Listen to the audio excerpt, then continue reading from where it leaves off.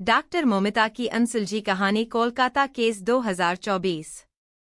मैं कोलकाता केस में एक ट्रेनी डॉक्टर हूं और आज मैं आपको अपनी पूरी जीवन कथा बता रही हूं। मैं अपने माता पिता की इकलौती लाडली बेटी हूं, जिसका सपना था कि बड़ी डॉक्टर बनकर अपने माता पिता का नाम रोशन करना और उनके सपनों को पूरा करना। आज आप मुझे कोलकाता में एक ट्रेनी डॉक्टर के रूप में जानते हैं। कुछ लोग मुझे मयूरी कहते हैं तो कुछ निर्भया या दामिनी। आज देश भर में मेरा नाम हर घर में लिया जा रहा है, लेकिन मेरा असली नाम डॉक्टर मोमिता है। आप सभी ने मुझ पर जो प्यार और मेरे परिवार को जो सहारा दिया है, उसे देखकर मुझे बहुत अच्छा महसूस हो रहा है और इसलिए मैं आप तक पहुंचने की कोशिश कर रही हूं। मैं पश्चिम बंगाल में रहने वाली एक लड़की हूं। मेरा जन्म 1993 में हुआ था। घर में इकलौती होने के कारण मैं अपने माता पिता की बहुत लाडली थी। बचपन से ही मैंने अपने माता पिता को मेहनत करते हुए देखा। मुझे याद है एक बार जब मैंने डॉक्टर बनने की इच्छा अपने माता पिता से जाहिर की तो हम एक मध्यम वर्गीय परिवार से होने के बावजूद मेरे पिता को मेरी यह इच्छा सुनकर बहुत खुशी हुई। उन्होंने मुझसे कहा कि तू बहुत पढ़ लिख कर डॉक्टर बनना। मैं हूं ना कहते हुए उन्होंने मेरे सिर पर प्यार से हाथ फेरा। तब से मेरे माता पिता ने अपनी मेहनत की कमाई से मेरी शिक्षा के लिए पैसे बचाए। लोग अक्सर मेरे पिता से कहते थे कि गरीब होने के कारण वे अपनी बेटी को डॉक्टर नहीं बना पाएंगे। यह बातें मुझे बहुत चुभती थी, लेकिन मैंने पूरी मेहनत से पढ़ाई जारी रखी और सभी को गलत साबित कर दिया। आखिरकार मैंने अपनी मेहनत से सरकारी कॉलेज में प्रवेश प्राप्त किया। मैंने दिन रात नीट परीक्षा की तैयारी की, क्योंकि मुझे सरकारी कॉलेज में दाखिला लेना था ताकि मेरी शिक्षा का खर्च कम हो सके।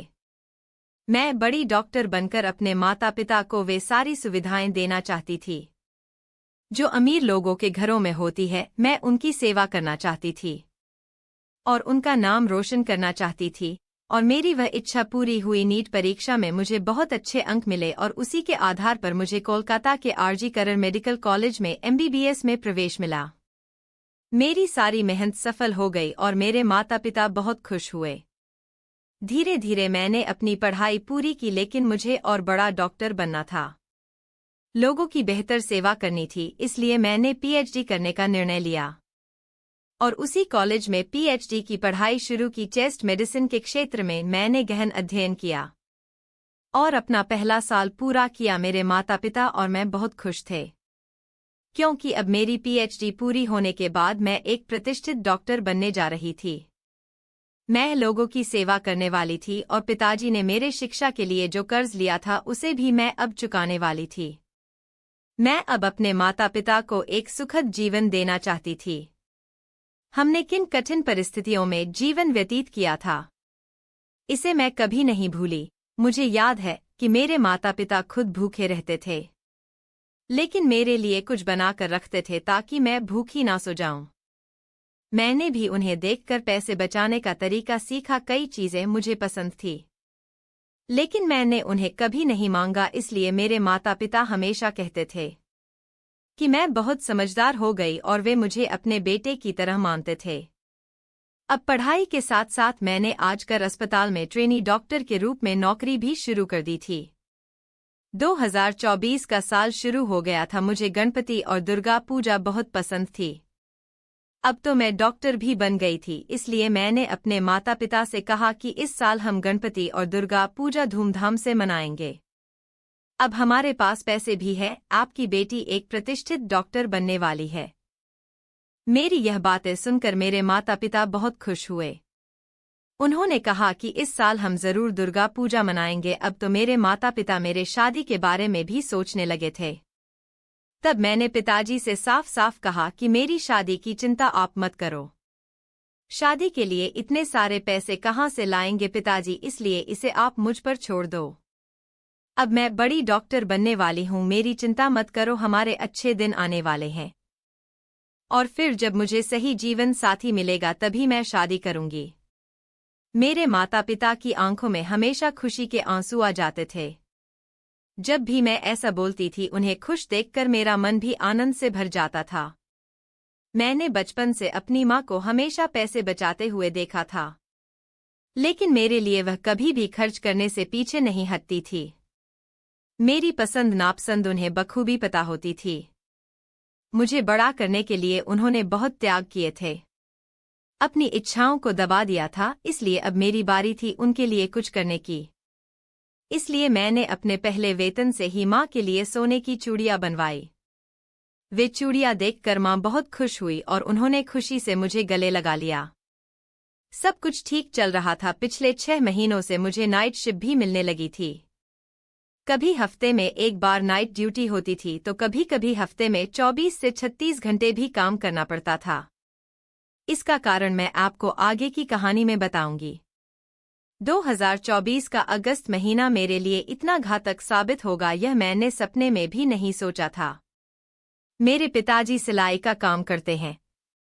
वे 63 साल के हैं, लेकिन उन्होंने अब तक काम नहीं छोड़ा। एक बार वे बीपी की दवाइयां लेना भूल सकते हैं, लेकिन काम करना नहीं भूलते। हमेशा मुझे उन्हें समय पर दवाइयां लेने के लिए कहना पड़ता है। हंसते हुए वे कहते हैं, हाँ बेटी लेता हूँ। माँ भी हमेशा कहती है, तो हमारी बेटी नहीं बेटा है। मैं वैसे भी बहुत प्यारी थी, मेरे नाम में ही प्यार छिपा था। जब मैं कॉलेज जाती या ड्यूटी पर होती तो अक्सर कानों में कुछ गलत कामों के बारे में सुनने को मिलता। हमारे सीनियर डॉक्टर भी इस पर कभी कभी फुसफुसाते थे, लेकिन मैंने खुद को इन सब चीजों से हमेशा दूर रखा। हाँ, लेकिन जब किसी स्त्री के साथ अन्याय होता या किसी मरीज से अधिक पैसे वसूले जाते तो मुझे यह बात बहुत बुरी लगती और मैं आवाज उठाती थी। इस पर हमारे प्राचार्य संदीप घोष हमेशा मुझ पर चिल्लाते थे। प्राचार्य होने के कारण हम सभी उनसे डरते थे, लेकिन मैंने भी उनके बारे में बहुत कुछ सुना था कि वे अस्पताल में क्या क्या करते हैं। मैंने कभी भी आवाज उठाने की कोशिश नहीं की, क्योंकि मैं इन बड़े लोगों के चक्कर में नहीं पड़ना चाहती थी।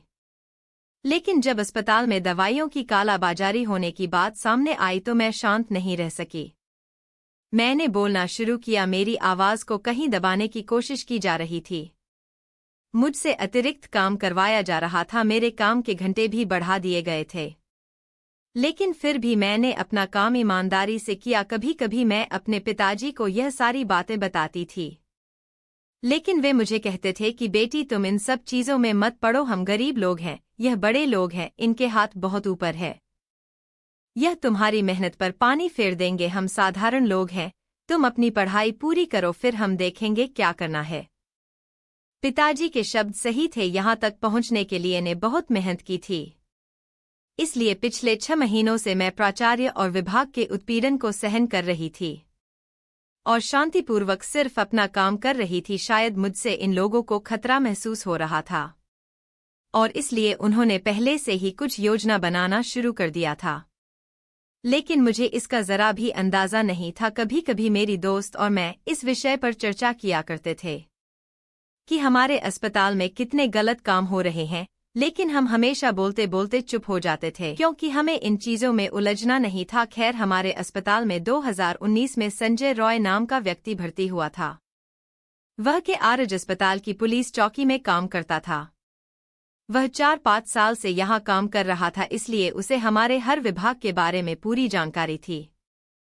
कई मरीजों को वह बेड दिलवा आता था और इसके लिए उसे पैसे भी मिलते थे। लेकिन इस संजय रॉय की नज़र बहुत खराब थी। वह अस्पताल में आने वाली हर महिला को गलत नज़रों से देखता था। उसके बारे में भी हमें चर्चा होती थी, लेकिन वह हमारे प्राचार्य का बहुत खास था और उनके लिए हमेशा काम करता था। इसलिए हमने कभी उसकी शिकायत करने का विचार नहीं किया, क्योंकि बेवजह विवाद नहीं चाहिए था।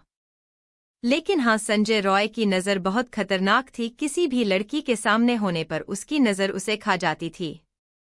इसलिए मैं ऐसे आदमी से दूर ही रहती थी। उस दिन भी जब मैं घर से काम पर जाने के लिए निकली, मुझे जरा भी एहसास नहीं था कि यह मेरा आखिरी दिन होगा जब मैं अपने घर से जा रही हूँ और अब मैं अपने माता पिता और अपने छोटे से घर को फिर कभी नहीं देख पाऊंगी। शायद इसलिए मैंने अपनी माँ से कहा, पिताजी को समय पर दवाई देना, और रोज की तरह कहने वाली मैं उस दिन जाती हूँ कहकर घर से बाहर निकली।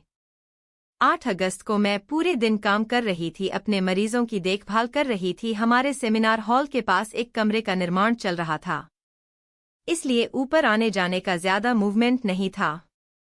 हम सब वार्ड में इकट्ठा थे। 4-5 अन्य ट्रेनी डॉक्टर मेरे साथ थे। हम कुछ चीजों पर चर्चा कर रहे थे। उस समय संजय रॉय भी वही था और वह मुझे देख रहा था, लेकिन मैंने उसे नजरअंदाज कर दिया। कुछ समय बाद वह वहां से चला गया और हम सब ने खाना खाया। फिर सभी अपने अपने काम पर लग गए। मैं थोड़ी फ्री थी, इसलिए मैंने रात को माँ को फोन किया। जब तक मैं माँ को फोन नहीं करती तब तक वे और पिताजी खाना नहीं खाते थे। उन्हें बताना पड़ता था कि मैंने खाना खा लिया है, तभी वे खाना खाते थे। उस दिन भी मुझे जरा भी अंदाजा नहीं था कि यह मेरी माँ से आखिरी बातचीत होगी। माँ ने फोन उठाते ही मैंने पूछा, पिताजी समय पर दवाइयाँ ले रहे हैं ना? इनका ध्यान रखना। मेरी चिंता मत करो, मैंने खाना खा लिया है। मेरे पिताजी को बीपी की समस्या थी, इसलिए समय पर दवाइयाँ लेना उनके लिए बेहद जरूरी था। उनकी दवाइयाँ कभी नहीं छूटनी चाहिए, इसका पूरा ध्यान मैं रखती थी। मुझे याद है एक बार पिताजी की दवाइयाँ रात में खत्म हो गई थी। पिताजी ने सोचा एक दिन दवा ना लेने से क्या फर्क पड़ेगा, सुबह जाकर दवाइयाँ ले आऊंगा। लेकिन मैंने घड़ी में देखा तो रात के 11 बज रहे थे। मैंने वही सबका खाना रोक दिया और कहा, पिताजी की दवा आने तक कोई खाना नहीं खाएगा। और इतनी रात में भी मैंने उनके लिए दवा का इंतजाम किया। लेकिन अब अस्पताल में ज्यादा काम होने के कारण मुझे घर पर ध्यान देने का समय नहीं मिल रहा था, इसलिए माँ को ही जबरदस्ती सब कुछ बताना पड़ता था। उन्हें याद दिलाना पड़ता था कि पिताजी की देखभाल करें। उस दिन भी सब कुछ बिना भूले बताया और माँ से बात करके मैंने पूरे फ्लोर पर जाकर मरीजों का चेकअप किया। इसके बाद मैं आराम करने और अपने अगले अध्ययन के लिए तीसरी मंजिल पर सेमिनार रूम पहुंची। लेकिन मुझे नहीं पता था कि वहां जाना मना है। मुझे तो अब पता चला कि बगल में बिल्डिंग का काम चालू होने के कारण ऊपर किसी को जाने नहीं दिया जा रहा था।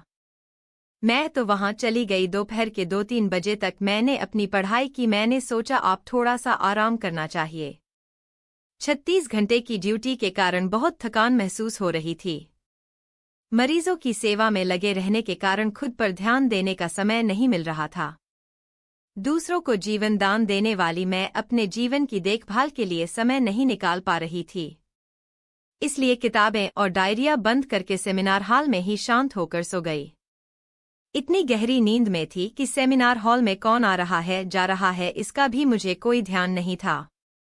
फिर क्या सुबह के समय संजय रॉय शराब पीकर सेमिनार हॉल में आया? सेमिनार हॉल में कोई आया इसका भी मुझे पता नहीं चला, क्योंकि मैं गहरी नींद में थी। उसके आते ही उसकी नज़र मुझ पर पड़ी और उसके अंदर का राक्षस जाग गया। वह मेरे पास आया और उसने मेरे शरीर को छुआ। नींद में होने के कारण मुझे ज्यादा समझ में नहीं आया, लेकिन जब शरीर पर हाथ फेरने लगा तब मैं जाग गई। सामने संजय रॉय जैसे दृष्ट व्यक्ति को देखकर मैं बहुत डर गई। नींद में होने के कारण खुद को संभालने में मुझे समय लगा। मैंने खुद को बचाने की बहुत कोशिश की, लेकिन उसने बहुत ज्यादा शराब पी हुई थी।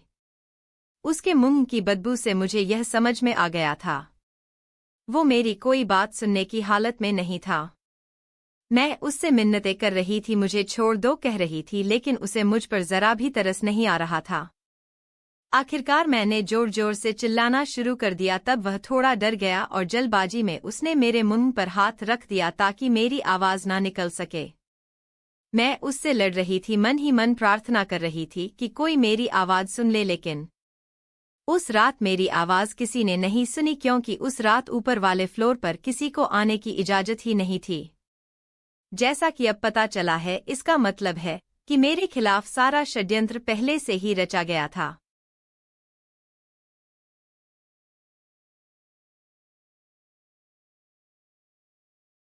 मैं उस दरिंदे को अपने से दूर ढकेलने की कोशिश कर रही थी, लेकिन पता नहीं उसमें इतनी ताकत कहाँ से आई थी। जितना भी मैं कोशिश कर रही थी वो मुझसे दूर नहीं हो रहा था। मैं खुद को उसे बचा नहीं पाई। लड़ते लड़ते मैं हार गई और फिर उसने मुझे नोचना शुरू किया, मुझे मारना शुरू किया। अब मैं पूरी तरह से ठंडी पड़ गई थी। कौन कौन मेरा शोषण कर रहा था यह समझ ही नहीं आया। मेरे दर्द से चीखें निकल रही थी। मैं इतनी जोर से चीख रही थी कि मेरी चीख पूरे हॉस्पिटल में गूंज रही थी, लेकिन न जाने क्यों मेरी आवाज किसी को सुनाई नहीं दी। चिल्लाते चिल्लाते मेरा शरीर बिल्कुल ठंडा पड़ गया और फिर मेरे स्त्री सम्मान की हत्या कर दी गई, वह भी बहुत ही निर्ममता से। आखिरकार मेरी जान चली गई। लेकिन मेरे शरीर पर शोषण की निशानियां रह गई। मेरा चश्मा टूट गया, उसकी किरचें मेरे खून से सने हुए आंखों में घुस गई थी। मेरे फटे हुए होठ मेरी आवाज दबाने के लिए उसने मेरा गला दबाया था।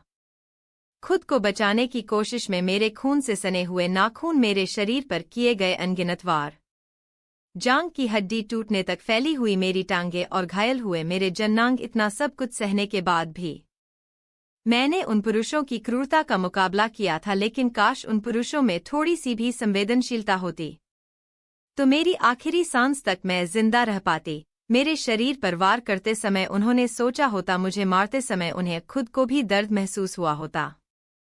वो दरिंदे की तरह आकर मुझे बर्बाद कर गए। दोस्तों, उस दिन मेरे अंदर के स्त्रीत्व का बलात्कार हुआ और आखिरकार डॉक्टर मोमिता ने दुनिया से अलविदा कह दिया। मरते समय मेरी आंखों के सामने सिर्फ मेरे माता पिता का चेहरा था। अब उनका क्या होगा, यही सवाल मेरे दिल में बार बार आ रहा था।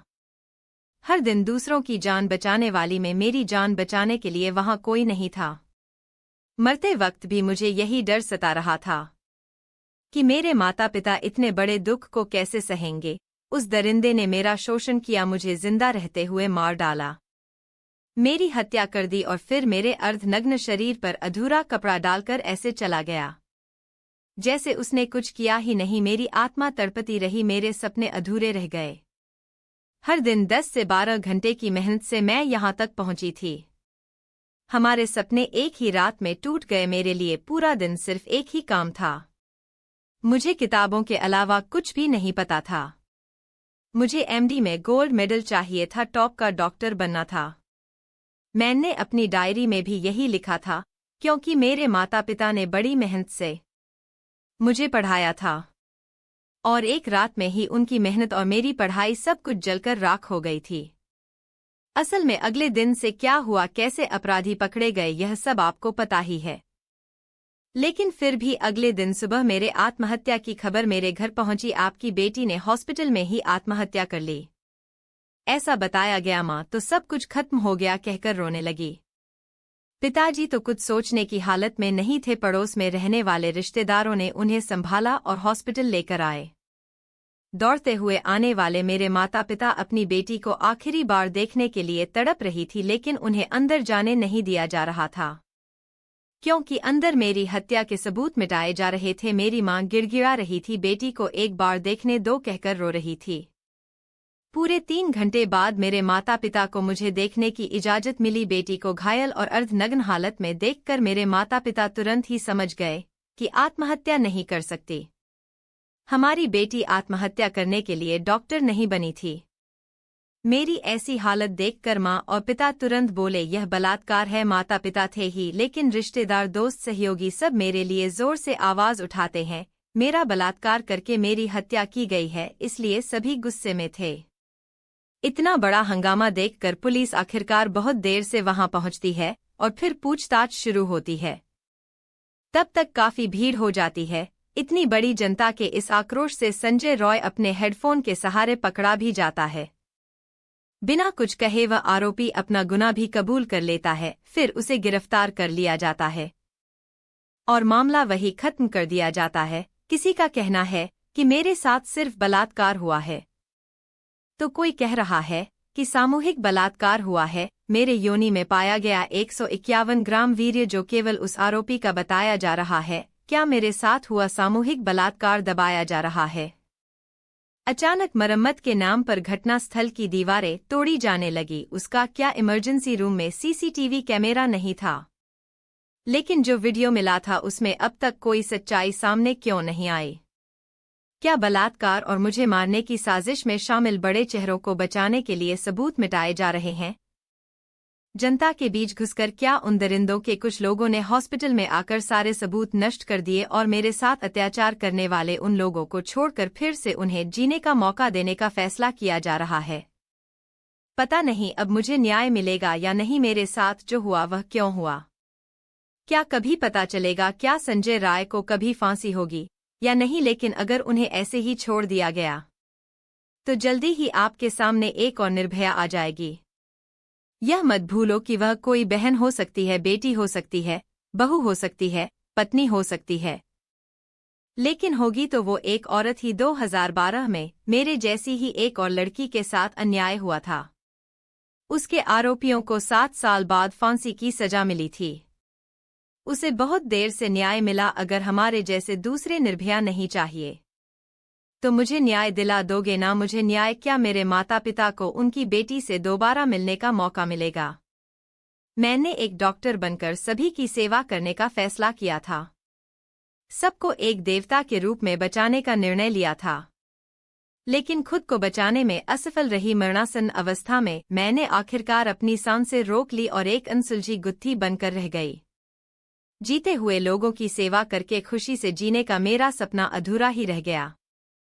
मेरी हत्या और बलात्कार की गुत्थी अब सुलझती नजर नहीं आ रही है। मैं वही ट्रेन डॉक्टर बोल रही हूँ, डॉक्टर मोमिता, जो कुछ दिन पहले तक आप में से ही एक थी। बिना किसी गलती के मैंने अपनी जिंदगी खो दी। काश उन लोगों में कुछ संवेदनशीलता होती तो आज यह महिला डॉक्टर जिंदा होती। मेरे माता पिता अभी तक इस दुख से उभर नहीं पाए, लेकिन फिर भी मजबूती से खड़े होकर मुझे न्याय दिलाने की कोशिश कर रहे हैं। मेरे माता पिता की केवल एक ही बेटी थी, लेकिन आज मैं भले ही ईश्वर के पास आ गई हूँ, मगर अब आप सभी बेटे बेटियां मेरे माता पिता की संतान हो। एक बेटी चली गई, लेकिन हजारों बेटे बेटियां उन्हें मिल गए हैं। इसलिए कृपया मेरे माता पिता की देखभाल करें। मेरे पिताजी बहुत स्वाभिमानी है, किसी का पैसा नहीं लेंगे या मदद भी नहीं मांगेंगे। यह मैं अच्छी तरह से जानती हूँ, क्योंकि उन्हें सब कुछ मेहनत से ही पसंद है। आज उनकी बेटी उनके पास नहीं है, इसलिए आप ही मेरे माता पिता के बच्चे बन जाए। जब भी जरूरत पड़े उनका साथ दे।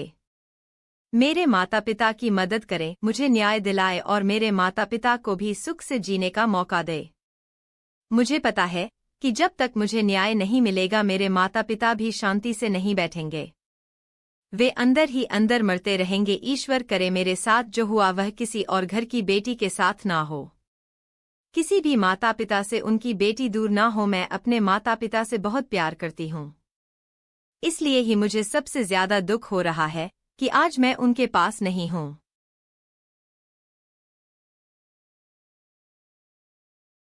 इतनी कठिन परिस्थिति में मैं उनके आंसू पोंछने के लिए नहीं हूँ। दोस्तों, मुझे न्याय दिलाओ, आरोपियों को सजा दिलाओ, आवाज उठाओ, मेरे माता पिता का सहारा बनो, उनकी मदद करो। सच में भले ही मैं अब नहीं हूँ, लेकिन अब आप ही उनकी संतान बनो। मुझे और कुछ नहीं चाहिए। अगर आप मेरे साथ हैं तो मुझे न्याय दिलाने के लिए आवाज उठाओ। कमेंट में जरूर बताओ मुझे न्याय मिलेगा ना। यह कहानी सच्ची है, कोलकाता की एक महिला डॉक्टर की है। फिर भी मैंने इसे अपने शब्दों में लिखने की कोशिश की है। अगर कुछ गलत हो तो माफी चाहती हूँ। धन्यवाद दोस्तों।